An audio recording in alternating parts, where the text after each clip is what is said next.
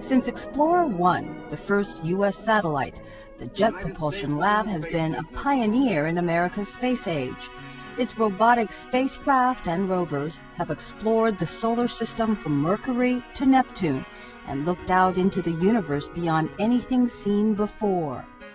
The beginnings of JPL can be found right on its doorstep, just north of the Pasadena Rose Bowl, in this dry riverbed called the Arroyo Seco. Turn back time 70 years to Halloween 1936. That's when a group from Caltech and their friends came out here to test an idea, a tiny rocket motor that would eventually evolve into the tools of spaceflight. They were an odd mix. Caltech student Frank Molina, who later became the first director of JPL, was interested in aerodynamics. Jack Parsons was a chemist. His buddy Ed Foreman was a talented machinist. Rudolph Schott and Caltech's Apollo Smith also helped, as Molina described in his 1968 interview. The first test was made on the 31st of October 1936. We had no money except our own pocket money, so we went around looking for second-hand stuff all over the area.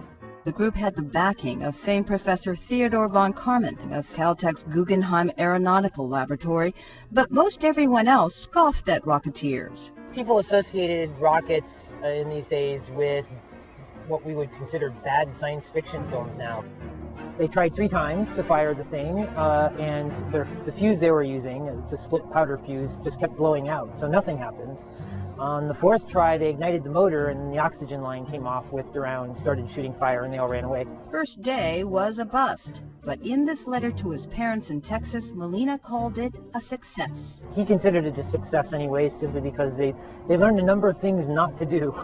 Tests in November 1936 proved to be little better, except perhaps to produce this now classic photo.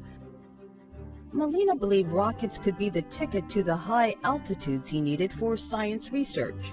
No one knew how to build a rocket motor, either liquid or solid, really, that was very effective or very satisfactory. So it meant that actually the people, those of us here, were really thrown upon our own resources. Finally, on January 16, 1937, success. The white smoke you're seeing coming up is the motor running. The work of the group over these years put rocket propulsion and rocket flight on a real sound scientific and technical basis. From those early days in the Arroyo, to military work, to space exploration. A wild experiment 70 years ago set the tone for the Jet Propulsion Laboratory as a place where extraordinary ideas become reality.